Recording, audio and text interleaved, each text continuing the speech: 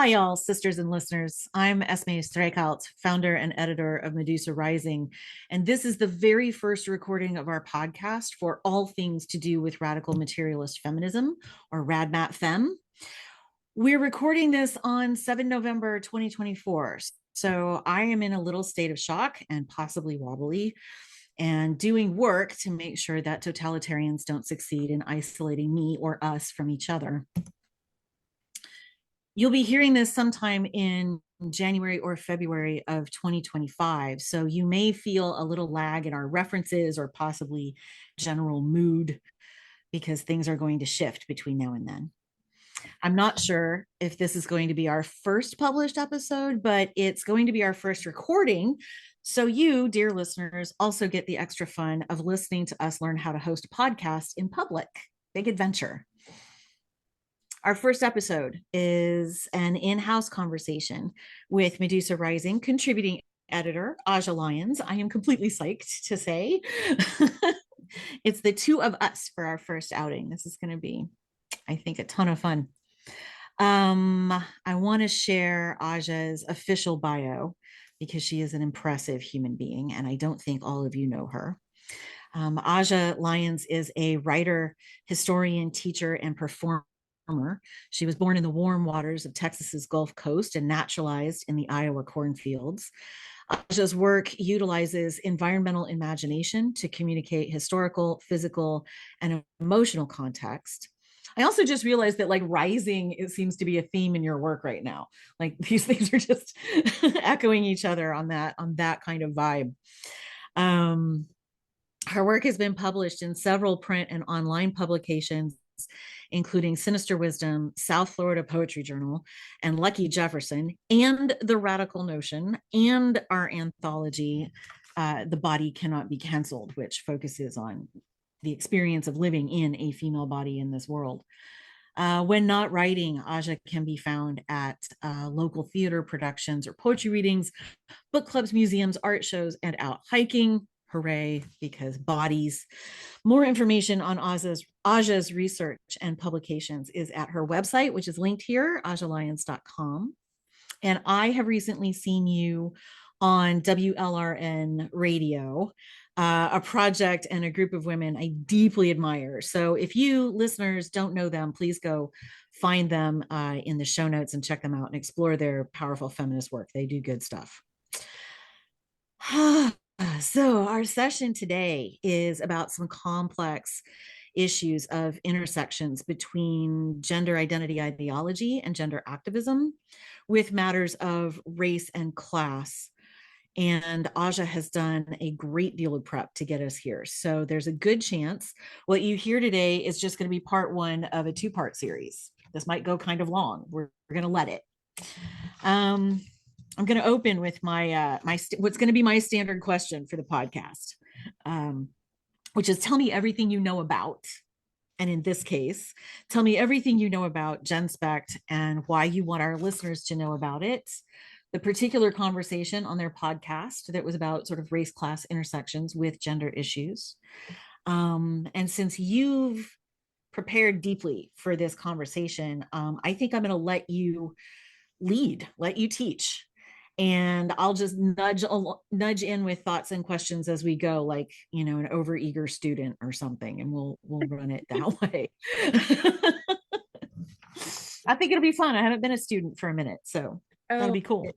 You are so very kind. Thank you so much, Esmée, for your work and all you do. So thank you for that lovely introduction.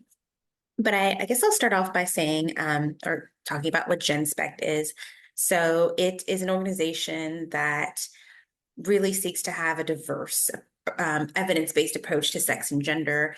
And there's, different professionals involved, but also common lay people who are trans-identified, those who are not, detransitioners, parents, really looking to support just not a one-size-fits-all immediate approach to gender distress. So I learned about Genspect from one of the founders, Stella O'Malley. I love her podcast, Gender, A Wider Lens. Now, many people who know me will be surprised that I, support this organization because I am a I'm an aggressive, radical, materialist feminist. You get me one on one. I say what I really think about these things, but nevertheless, I do appreciate nuanced conversations where we acknowledge people's feelings, we acknowledge different perspectives, and that um, various medicines exist for a reason. They make people feel a certain way, and how people feel does in fact matter. And taking hardline approaches, um, in the end, doesn't really serve to get people to see our perspective. So I can appreciate that Genspect has the uncomfortable conversations, um, that, sometimes people on both sides of an issue might have a problem with, but they're having the brave conversations and looking at all aspects. And so, even though I don't support medicalization for gender distress, Genspect is having the conversations about, well, what's wrong with that? What's right with it? How is it Mm. affecting these people? How these people who chose to medicalize and how they're living with it, and these people who chose to medicalize and later regret it. Like, let's hear what's going on and how people are feeling. And some people might look at Genspect and say, oh, these are therapists who are looking to, therapy away the trans. Well, no, let's Mm. listen. For some people, Mm. that option might work. For some people, it may have caused them more distress, but let's have the conversations and get the information out there, which I appreciate. Yeah, it's incredibly hard thing to work on because how you feel in the context of your life has everything to do with not only how well you are supported in thriving, but what kind of thriving you might have access to, right? Um, and our culture is really messed up about about masculinity and femininity and codes for behavior and how we are supposed to be relating to each other, and those things frankly have not been improving over the last 20-25 years. So I'm glad that there's an organization that's trying to find a smart way through and a land in good places on these issues that are as advantageous for everyone as possible, because I don't want, like, as far as my own radmat fem goes, my goal is to let people human as much as they can, right? And that means admitting, world, that women are human, but admitting that that's hard and comes at a cost, and it's that cost that needs to be thought about, right? It is. And So yeah, that's very cool. the cost of someone feeling unseen and unheard, I don't think we want to pay that. No, we've been doing that, Yeah. on multiple fronts for a really long time, and we know how much it hurts people. We know exactly how much. It's like literally like living in an abusive family when Oh, you live yes. in a society that won't recognize your humanity. So Absolutely. And yeah. I'm just so appreciative of Genspect and what they're trying to do. And, just get simply collecting the data and then having conversations about, what people are thinking, seeing, feeling, and maybe what some of the data says. Um, and recently, this is something I really appreciated, that had a discussion um, with, different individuals. Uh, Ari DeWolf, Sean Theory, Wilfred Riley, and Adam B. Coleman, uh, Black individuals who really speak out about what's going on in the community, broader American society, um, about trans ideology and and Black America. And Mm. sort of, there's been a forced teaming that's occurred with Black communities and rights for the Black community here in the United States and trans activism, Mm. and sort of what that means, why it's even occurred, the challenges, and really some insights on why this has occurred, what this means. I'm so appreciative because I frequently see the conflation between the two, and I have many thoughts about it, which I intend to get into. Yeah, yeah. I'm guessing that worked, sort of a little bit like the way the forced teaming happened with feminist organizations or the feminist community, but also differently, right? Because these aren't exactly the same social structure. So yeah, what happened that was same and different, and how is it playing out? Well, I think it really began with the Black Lives Matter protest of 2020. And one of the founders of Black Lives Matter is married to a trans identified individual. And I Mm, think part of it was also for a very long time, many social justice activists did take note that in the fight, certain marginalized people were often left out. People were fighting for gay rights. Well, then they forgot about, it got to a point where it was, sort of upper crust gays who lived in penthouses, forgetting about, the poor regular gays who, don't have money for fancy events and galas to fundraise for this, that, and the other, or people who are only focusing on same-sex marriage and not on, well, let's see, housing, employment, access to medicine, healthcare for those who are living with HIV. And so mm, likewise, in the Black community, there were discussions of, well, who's getting left behind here? Oh, well, disabled people who are, not getting access to healthcare or their medicine, or we're not seeing the visibility, that visibility. Oh, we've certain people in Black community felt that maybe homophobia was present in music or film. So, we need to have, this presence. And so somewhere along the line, I think both people who were maybe Black and gay or lesbian, or maybe certain transitive people, pointed out, well, we're not seeing, Black trans visibility. Okay, well, we need to have some of that. And then it became a deep conflation of everything Black with so much of the trans community. And to the point where if it wasn't inclusive, it was trans erasure. And then it became about so-called statistics on Black trans women, which turns out was for sex workers in Brazil. right. And sex work is a very high crime area, but Yeah, that, for sure. Black trans women face so much violence. Well, if you're engaged in sex work, that's a very high violent crime, high fatality lifestyle and space to be in. But also, the conflation of a very small niche group of Black individuals with the entire Black community, that's just intellectually dishonest. Mm, It became anything related to trans was conflated with everything Black. And well, that's just not accurate. Now we have two totally different arenas, and it became the forced teaming, and it led to neither group being served. mm. It has led to neither group being served, particularly with the aggressive rhetoric that's out there. Trans women are women. There, that is untrue, and that's an erroneous term for a phrase, erroneous phrasing. But the same way Black women are women, so Yes, I've heard some of these lines of logic. It has always confounded me.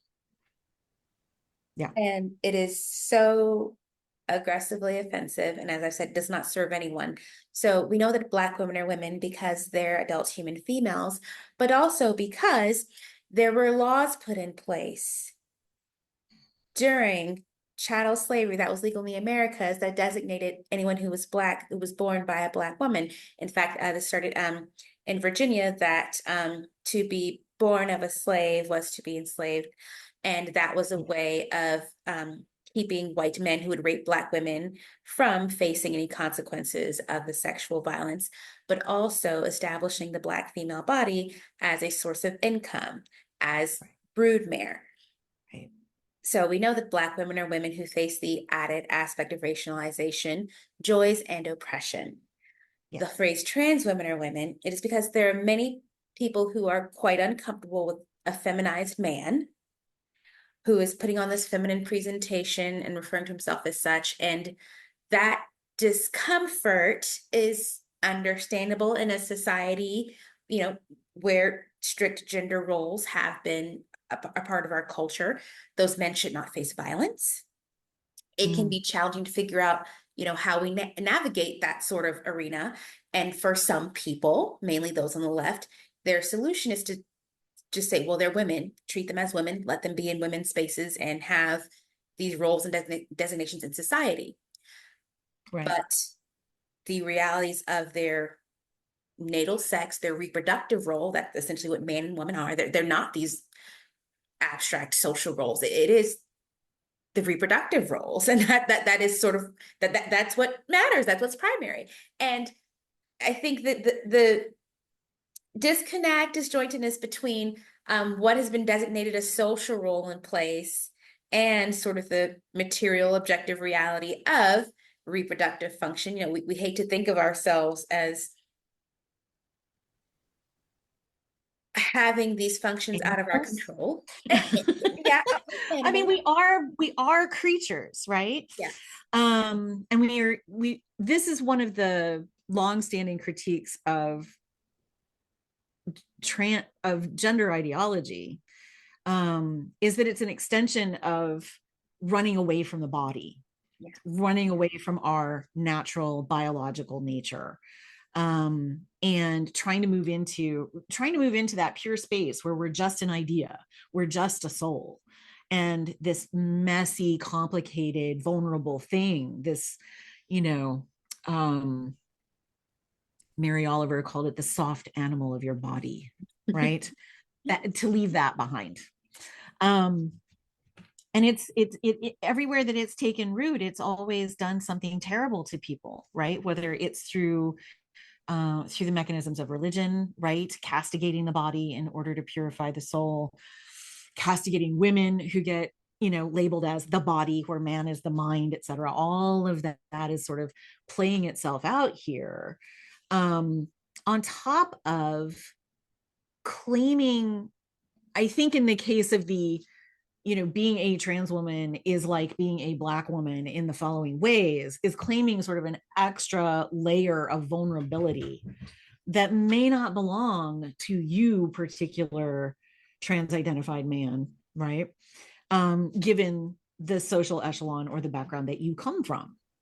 Exactly. And I think a lot of it is that there's this conflation of the oppression that Black women have had by not having access to the privileges and social perceptions that white women have, of having that level of authority, prestige, but also vulnerability, gentleness, and perceptions of beauty and all these other lovely characteristics. Black women typically have not had access to that.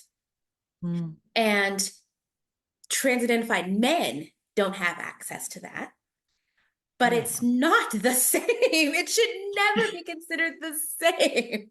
And likewise, I think, not there are many white women who don't want to be grouped with those, standards and expectations, who run from it because there are many restrictions that come with that, emotional, physical, societal. And so Sure, patriarchal gender socialization is, a cute cage, but it's a cage. it is a cage. Yeah. It is a Yeah. cage. And so um I think that's why that comparison was made, particularly in extremely theoretical academic circles where um, thoughts and heads are so far in the clouds, you're not even on the same planet. It's one of the easy dangers of theory, right? I mean, I spent my life studying the theory. I love this stuff, but I watched other students, I watched people I was being asked to read and study, as authorities, kind of wandering off into this realm where let's see what these ideas do when we put them in play with each other. And I'm like, that's fine, but that's not where the revolution's going to happen. If this isn't describing a world, then it's not going to be useful outside of, film studies or, 19th century poetry, or, that's a good place to practice, but what does it do out here? Exactly. It's one of the reasons I got in trouble with people sometimes, is going, Derrida ain't just talking about Plato and language. He's really talking about how shit works in the world and it's in code for a reason. Like Exactly. And I think there is a way for us to acknowledge various oppressions, various ways people walk in the world, in joys and in pains, while still holding some boundaries here. Because that's gonna help us address the actual problems, Exactly. right? Like if you're careful to find where an issue cohort or a form of oppression overlaps, you'll be able to find a place to work. But if you just pretend that they're exactly the same thing, then it's amorphous and you can't find the place to work and you can't actually dig in and respond or try to make some change to it. You were saying that earlier about how we've confused a set of issues and now nobody's getting their problem addressed, right? Exactly. And this designation, um, goodness, I mean, I think there was so much space for this. I mean, discussions of police brutality.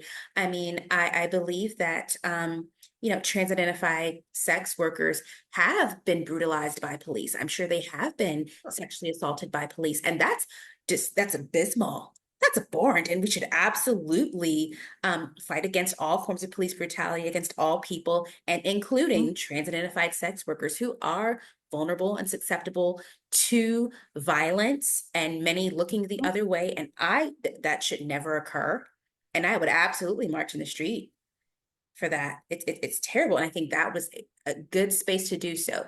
Instead of the rhetoric conflating trans women with Black women, or their experiences and oppressions with the sex and race-based oppressions of Black women.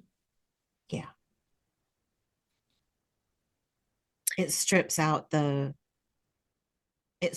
mechanisms by which Black women are harmed, right? Or held back or held down. And then you're kind of like, well, if my problem is the same as your problem, why it can't possibly be, right? And this made good Like if neighbors. I solve your problem, I'm solving a problem a man is having, and I do want to solve that problem, but that's not going to alleviate anything that's happening to a woman, Exactly. because the way that gender and race, when they're combined as codes, are laid over Black female bodies have different effects And then we have to, psychologically, physically, all of it, right? So we have to be specific in our care. We can't generalize our care and still have it be effective. exactly. And we have to be exact in our language. Black women are not men, and we never will be men. Black women also never looked like men, right? We're never mistaken for men, right? In bone structure, facial structure. I remember that argument floating around for a little while, and I was like, don't you even, right? It is. And Black women have been masculinized, defeminized, but ultimately everyone knew that Black women were women and that our bodies were female bodies. Sure, it was a convenient story people told themselves, right? That Exactly. allowed a lot of the harm. It is. And it was for a particular narrative that served a purpose when Mm. it served patriarchy, capitalism, particularly capitalism, and Yeah. hiding male sexual violence. I mean, they had to desexual the mammy caricature was a way of desexualizing the Black female body to erase the fact that white men were raping them Mm. daily. Mm. They had to make it Yeah. seem as ugly and desexualized, and that's something they would never touch Right. because they were. We cannot say the same for anyone. And as I'll say again, good fences make good neighbors. If we can't hold the line, then we can never walk side by side. Mm. And speaking of these oppressions, I want to kind of switch to poverty, which was sort of brought up in the discussion, Genspect's trans ideology in Black America. And Mm. you'll notice that gender ideology really is a luxury belief and that of the wealthy. But Mm. I'm seeing the particular ploys to those in poverty. So prior medical transition really was something that people saved up for years. Um, or maybe Sure. now we're getting into insurance covering it, but now Medicaid covers this.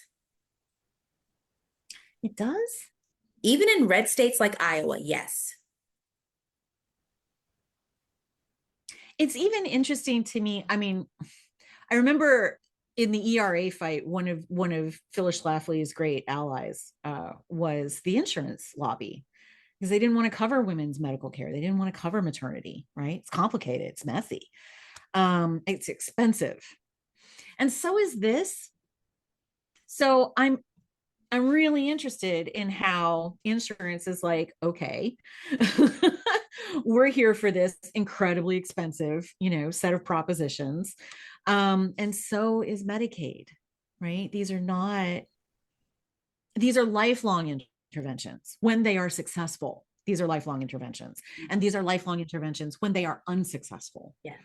So where where does the logic of this come from? How is this? Well, they have been told by gender trans rights organizations that trans identified people need access to these hormones, to these surgeries, or they will commit suicide. I see. It is deemed suicide prevention. And so normally this, for the longest, this wasn't really made accessible to the Black community because it was so incredibly expensive. Like very few people who worked hard for years to save up and get the money for it, or maybe could find, a sponsor or such. But now Medicaid, and there were strings of at one point, we started seeing suicides in teenagers, which has increased over the years. Some of whom were gay teens. More so recently, some trans-identified teens. Now looking throughout history, teenagers have long struggled. Adolescence is a tough time. All of the physiological changes, the neurological changes. And so teen suicide, I really don't want to trivialize it, but it's not uncommon. So disaggregating it from trans teen suicide is really difficult, because you're going to have a certain cohort of kids who are just too hurt and just can't find the support that they need, right? And that's getting kind of mixed into the stats, or at least you can't tell the difference. So the argument runs, let's not take this risk. Exactly. Right? I mean, unless the child says and writes a note saying explicitly, I'm killing myself because of my trans identity and I don't feel accepted, or I don't have access to, change my body to be what I want it to be, you can never truly know. I mean, there was the issue of, Next Benedict, this child in Oklahoma who died by suicide last year. And everyone thought, oh, well, it's because Next was identified as non-binary and was getting bullied and blah, blah. Well, it turns out that this was a little female. It was female. This poor little girl, this teenage girl, was a victim to sexual violence. And it never got fully addressed, which is probably why she identified as non-binary, and was one of the factors into the measures she took to die by suicide. Yeah. There's a long... The more people try to dig into this data, right, and build like a statistical understanding of what's happening here, the more we're finding that a lot of young women are taking sort of a gender identity route, right, including medicalization, in order to try to heal from sexual abuse, rape, right? It is. And it winds up, I mean, again, it's like it's the confusion of two problems means nobody gets their problem solved, right? So instead of addressing what's hurt, we just build another layer over it, right? And that layer may not get you accepted, but you're hoping it's going to protect you from any more of that particular kind of harm. If that's all kind of folded into the same set of statistics or the same rhetorical argument, there's a third, right? There's a third population that we're not finding the right ways to support. Absolutely. I think so many people are falling through the cracks. And even though there are certain entities and organizations I vehemently disagree with, I think there are still a solid number of people who are trying to help, who want to be part of a solution, and maybe they're going the wrong way about it. I think there are some times where I'm trying to help people, trying to be part of a solution. And maybe in a certain instance, I'm not going about it the right way. It's a challenge. And human beings are so complex, which is why I don't agree with anyone saying this is the absolute right answer. We have to do this and we have to act quickly on this, and that. It's like, well, people have done that and it's not turned out that well. Look at Chloe Cole. Well, we used to know this is a completely different issue from any of the things that are on the table in the thing in what you want to present to us. But we've known for a long time, and we've had to learn it again and again. We had to learn it in the early 20th century with the eugenics movement. We had to learn it again in the 1950s and 60s with lobotomizing women who were getting a little antsy, couldn't quite make themselves comfortable just cleaning. They had degrees in art history and science from Barnard, and then got married and went home and didn't do anything with their brain for a while. We found out lobotomy was bad. We found out castrating people was the wrong way to approach a social problem. We found out that incarcerating children, right, for being work shy if they were poor was not how you help. And I think this is a different form of learning a similar lesson, that the kind of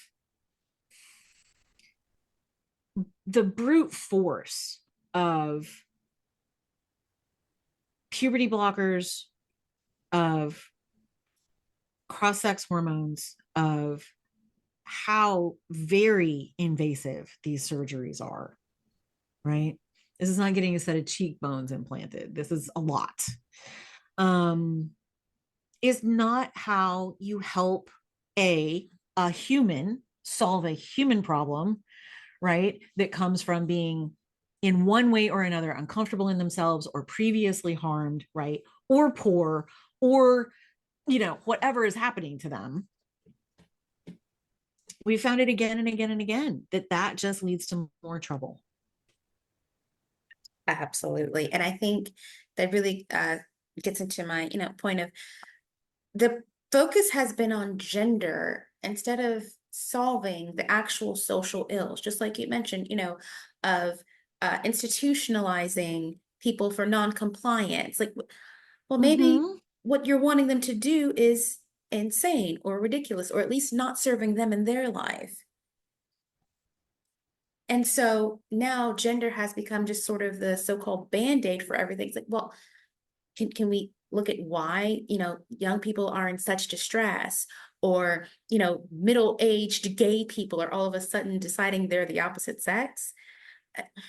Mm, What's really going on here? No, but what is sort yeah. of the underlying root issue? Because it's not about gender, just like it wasn't about all women being crazy or needing to get rid of disabled people. Mm-hmm. Although, frankly, what I just mentioned seems to be what gender is seen as the cure for gender um, changes and such. Medicalization, Mm. puberty blockers, cross-sex hormones. Oh, all the women are crazy. Oh, all these, kids are sick. Oh, all these, disabled people, they're just trans. Maybe there's something wrong with the way our society is structured. Maybe we need to find ways to listen and move a little differently to where we can find ways for everyone to walk with us. Well, yes, radical materialist feminism would say 100%, right? Because what we have done is we have built a culture and a society and an economy of extraction. Yeah. And if you keep pulling stuff out of people, they're going to wind up empty, Yes. right? Yes. And all of these structures, whether it's patriarchal gender socialization or the way that we really don't support disabled folks very well at all yet, even though we've had the ACA for what, 25, 30 years, something, long time now. Longer than that. Yeah, it's been 30. around for a minute and we're still like not complying with the Mhm. actual law. There's 500 million things actually going kind of wrong or very wrong or have just been there for so long in, say, Western American culture and society. I think that they feel like they're impossible to get our hands on. And so this feels like this is an answer we can do, right? This is a response we can do. And it comes from mostly from a place of care. It comes mostly from a place of concern. But the work of actually shifting our educational, economic, social structures around to centering them on care instead of centering them on extraction just seems to like, nope, we can't address that. We can't possibly do that. Why would we try? We've got this other thing that seems to solve the problem. Well, we also have to think about what makes money. Solving a Oh, yeah. problem. There's no money in solving problems. No, there really is a ton of money in solving problems. There really is a ton of money in solving problems because you have to figure out the new mechanisms. You have to figure out new structures in which those problems aren't going to happen anymore. Right? That's solving them. That's inventing new stuff. That's creating even new markets. Yes. But they're shaped differently, right? It's not that it's not going to make money. It's just not going to make money this way for those people. Yes. Unless they want to get real damn creative and join us in the process. Right? Look, my parallel for this is that ExxonMobil could have been making bank solving climate. Right? They could have been inventing that new technology. They could have been creating those new fuels. They could have been creating electric cars. Right? They could have been Tesla. But they were like, nope, we're not that creative. We don't know how to do new things. We just know how to dig and process oil. And so that's what we're going to keep doing. And this little report that we've got that our own scientists in-house wrote for us about how this is going to fuck the world, we're just not going to talk about that. Right? Yes. Well, so Go Earth Day. solutions, solutions do not feed existing systems Right. that keep people in cycles of need, want. Yeah. And there's nothing like insecurity. There's nothing like just a constant scratching discomfort in life to keep you trying to solve a problem you may not even have. Exactly. I'm not saying that, gender distress is not a problem that people do actually have, but we're talking about this in a context of using that pathway to solve a problem that isn't that. Yes. Might be a different problem. Yes. But Yeah. speaking of problems, a big problem that I notice isn't really being discussed in the media at the level it should be, honestly, at all, is what's going on in prisons and jails. So African Americans are overly represented in all forms of penal systems. And when I read Amy Chikawa's work and what other women in prison reform and prison justice for women are saying about the number of men being transferred to women's prisons. Dana Rivers, who murdered Charlotte Reed, Patricia Wright, and their son Benny Wright, is in a California women's prison after murdering two women, two Black lesbians and their son. And he's in a women's prison because he identifies as a woman. I think, honestly, that is just a gross disgrace to their lives. They are gone. One of their sons is dead, and he is put in a prison with other women to harm, other mothers. Yeah. I mean, there's no rhyme or reason for that. That is pure insanity. Glad he's spending the rest of his life in prison. It should be in a man's prison. This is my dog barking. I don't know how we're going to get this out of the recording, but hi, everyone. I have a large dog and he barks at stuff. You're going to hear him from time to time. His name is Trouble. He means it. Yeah, no, the thing is, of course, there's a whole bunch of actual legal and treaty problems involved here. But the dog barking just threw me off my game for a second. Women's prison, even women's federal prisons aren't high security prisons. They don't have protocols in place to easily deal with, let's just say, obstreperous inmates, right? And I know that men's federal prisons are brutal and ungreat places to be, and we need to address every level of that in our movements for trying to make the world work better for people. But there's just such an obvious other answer to this problem, right? Rather than putting men in women's prisons, it seems there's got to be some space somewhere where trans identified men can be safe from a male population that is probably incredibly hostile to them, right? But Absolutely. also not be a danger to women. Exactly. And I remember seeing, and it might have been in California, I remember seeing a new special about vulnerable prison populations, about men who'd, maybe been sex workers and they'd gotten breast implants to be more appealing to clients and such. But Yeah. these vulnerable men in men's prisons. And now this was a large prison. I think it was a California one that would have a separate wing for vulnerable inmates. And so Mm. I would, think every federal prison could have a separate wing for the more vulnerable inmates. And I think most people would support that. And I don't see why the trans identified men would have an issue other than they're not being validated. When you commit a crime, a felony, your wants, your desires, that goes out of the window. All you get is basic baseline safety. Yeah. So, especially if it's a violent crime, Yes. right? And this is one of the sort of inequalities, or one of sort of the differences in intensity, I guess you could say, in the kinds of people that we're incarcerating, because a lot of women are in prison Yes. for nonviolent crimes or for forms of self-defense that the law doesn't recognize, right? Absolutely. And so they're already kind of in a situation that is slightly more unjust, you could argue, than being in prison for committing a violent crime of some kind and winding up in, a federal prison.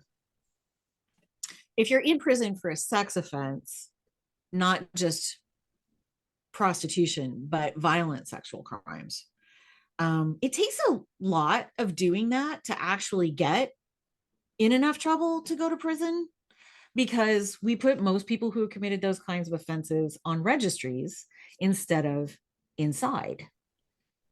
So if those are folks, if some of those trans identified men are people who've committed those kinds of crimes, they're especially a threat to the women that they might be in prison with. Dana Rivers is a case in point. The crime wasn't necessarily sexual, but the target of the violence was exactly the kind of women he's going to be encountering when he is in prison with them. Yes. How terrifying, right? Absolutely. What an extra layer of trauma and torture.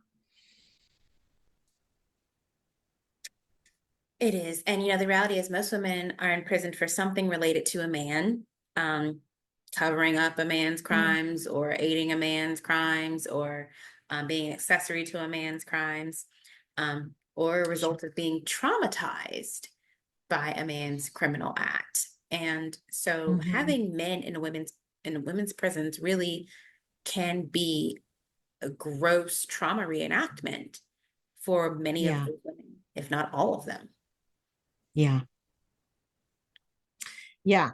And we're not keeping good numbers, right? And from what I've understood about like Keep Prison Single Sex or other organizations that are trying to figure out what is going on inside of these systems that allow this kind of sort of, I'm going to call it co-educational incarceration, they're just not keeping track of numbers. I don't think they're particularly keeping track of events in these prisons. I know that some women who have tried to say, hey, we've got a problem here, have found themselves not getting parole or being silenced in other ways, right?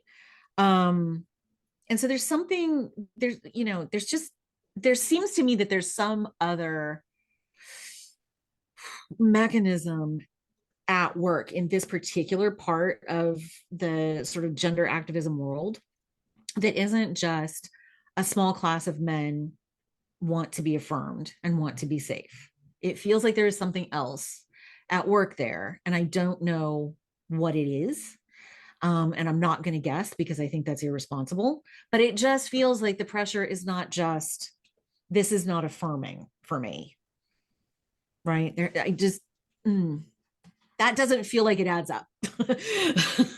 It has gone beyond that. I'm not entirely sure what it is either. I have some theories, but honestly, time will tell. We'll have to see. Yeah, we need to let those be borne out by people doing investigations, which is what smart people do in order to Yes. solve problems. Yeah, exactly. And I mean, Exactly. this is a major sociology study. Um, and I find it interesting, but a tad disheartening to seeing some of the trickle down social effects of what we're seeing with gender ideology. Just thinking of who is allowed to voice dissent. I mean, we do have these massive cohorts of men, uh, saying that they are not men, whether they're identifying as women, whether they're saying they're non-binary. There are men who are saying they're not men, and there are some women who are saying they're not women, that they're not, that they're men, or that they're neither, non-binary. Um, and the who is allowed to say, well, that's just not true. I'm noticing that nearly no one is, but there's far more recourse when women say it, and the few instances of Black and brown people saying it. So even though I'm not a fan of her and her work, I respect I respect Candace Owens for simply being a dissenting voice, for being a critical voice. Again, I'm not a supporter. I think some of what she says goes beyond stirring the pot into very dangerous and harmful rhetoric. But I notice whenever she, shows up at universities, I watch some of her videos, there will always be someone who's trans identified or an supporter, saying, well, what do you think about this with, trans people, or I'm non-binary, blah, blah, blah. And her response is usually so simple, just, I don't know what to tell you. That's you. Okay, good for you. Bye. Like life's hard, get a helmet. And we're not talking about, some of the more horrific aspects of violence, whose rates I question, but we're talking about simply people seeking affirmation and validation from a complete stranger who says, no, you're not what you suddenly wake up in the morning and call yourself. And no one else has to go along with that. Right. And for the average person, that doesn't seem so extreme. If I were to like you say, Esmée, I'm white just like you, and if you don't acknowledge that, you're invalidating me. How dare you say I'm not white? I'm 1/32 white, so that means I'm just as white as you. I mean, that's how these people sound. Yeah. I mean, I don't Yeah. like the conflation of gender and race, particularly in the whole identity, false identity aspect. But if I were to do this, so there would be some crazy people who would go along with my lunacy. But for the most part, people would think, oh wow, Asha's really cracked. Well, and by extension, Esme is really cracked, walking around insisting that we also insist that Aja is as white as Esme is, right? Like, and I mean, it gets weirder because the context in which racialization is relevant are completely different. Right, they just don't like this particular vector of difference and oppression just doesn't work the same way because it doesn't have the same, like the vectors of privilege are a little bit different. The risk between the two of us physically is a lot different, right? Because we are both women, because we are unlikely to do anything worse than take our earrings off and go at each other if we have to, but we're not going to do that either, right? So But this has caused people to It's just react in violence. yes. This has caused people to react in violence. Yeah. And the policing, I mean, even to the extent of language policing. And I think, where has this world come to where even language is being criminalized, and it's hate speech to, in some countries even now, to acknowledge that that's a man. That's a man. Or that's a woman. Well, and in so many cases, that objection and the punishment that comes with it, or the hounding that can go with it, as you started out saying, is applied much more to women than to men, right? Jordan Peterson still has a job. I Yes. mean, he had to make a new one for himself, but he does have a job, Yes. right? And so do a few other men I can think of who are objectionable on multiple levels, right? And I think it's because the women are support humans assumption kind of runs through a lot of this ideology and this activism in a way that it doesn't run through other vectors of oppression, right? Like, women are supposed to make space, take care, hold up, affirm, protect, right? Anybody who comes along asking for that service from us. And yet, men are not being asked to make the same accommodations and to be making the same adjustments or paying the same kinds of prices, right? And I have often argued with folks real quick, super hard on Twitter, when you start discomforting men, you will start the revolution. Yes. Oh my goodness. Yes. The onus is always put on women to make everyone feel comfortable, everyone feel affirmed. Mm-hmm. And it is, yes, mainly women who are losing their jobs and losing their social standings and losing their social circles. I have lost so many friends. Mm-hmm. And I find it so interesting how many people scream, list these people who think they're social justice warriors who call themselves progressives will scream, listen to the Black lady. Is there a way to pause this? Yes, there's a way to pause this. Hold on. Thank you very much. Where were we? No problem. No problem at all. We were on who can dissent and language policing. And it was, I mean, I was thinking when we were in this little break that even in the Genspect conversation, this was an issue, right? That the woman who was on that panel, she's a representative in Texas out of Houston, I can't remember her name right now, was talking about how uh, progressives in her district, right, came at her when she started talking about this issue, especially the law in Texas about preventing the medicalization and the transition of children and teenagers. And that they came at her calling her a Nazi, that they came at her calling her, a white feminist. They came at her calling her all of these names when she's, well-educated Black woman who is representing a part of Houston that probably would love to have that woman representing her. And the men on the panel, while they were both also more conservative than she is politically, and so I guess that's also part of getting a pass or being avoided as a target of this sort of gender activism aggression, whether it's social aggression or physical aggression. Those two men hadn't experienced that, not to the degree that she had, right? Not remotely. And so it's one of those other instances. They didn't talk about it this way in their conversation, but it's one of those instances of a woman trying to do something out of a place of care, trying to do something out of a place of reasonableness, and people getting angry at her because she's failing to be agreeable. Yep. Right? That agreeability rule for women. Not just care, not just that we're supposed to be supportive, et cetera, but we're supposed to be agreeable. Exactly. Yeah. Exactly. Everyone's comfort mechanism, safe space, regardless of our own safety. And I feel that's what everyone is sort of not taking into account. What about women's safety? What about women's comfort?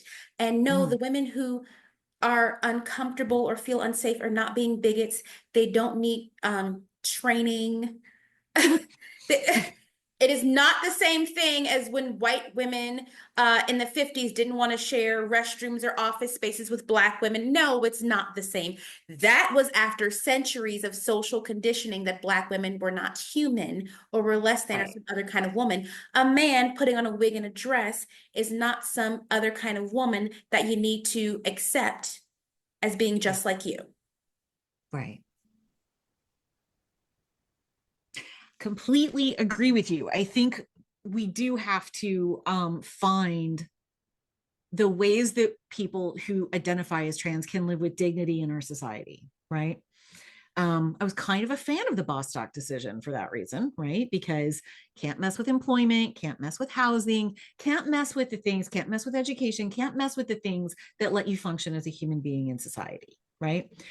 Because those things give you access to your actual civil rights, which are enumerated set of civil rights, none of which include access to someone else's identity, right? Or someone else's social position or subjectivity, right? Those aren't actual civil rights. Those are matters of culture. Yes. And we have to work those through at a cultural level with each other, having a conversation. And attacking activists is not a form of conversation. No. And it is a challenge because I mean, this is so personal. It is so private. It is a matter of what was once an extremely private, almost hidden matter has now become the most public aspect this world has ever seen. It has really spanned the globe. And one aspect that I found particularly anti-Black was that certain gender organizations will provide aid to impoverished, exploited, not impoverished, but exploited, resource exploited African nations in exchange for them promoting gender ideology. So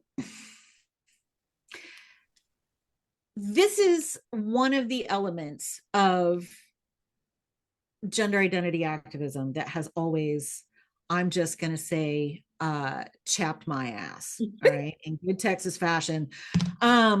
It says, if I have been on this horse for too long, a lot of that level of lawfare and influence and sort of money flowing around the globe has absolutely nothing to do with the grassroots movement for people's well-being and acceptance into society and living in a way that lets them access their actual civil rights and their ability to thrive, right?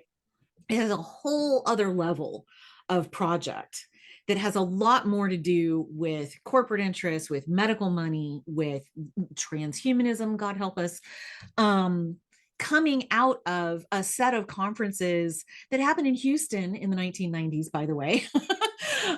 Weirdly, Houston, of all towns, and turned into sort of a legal and social doctrine that has been adopted by a number of organizations and a number of just, God bless us, very, very, very rich people who have money to throw at this.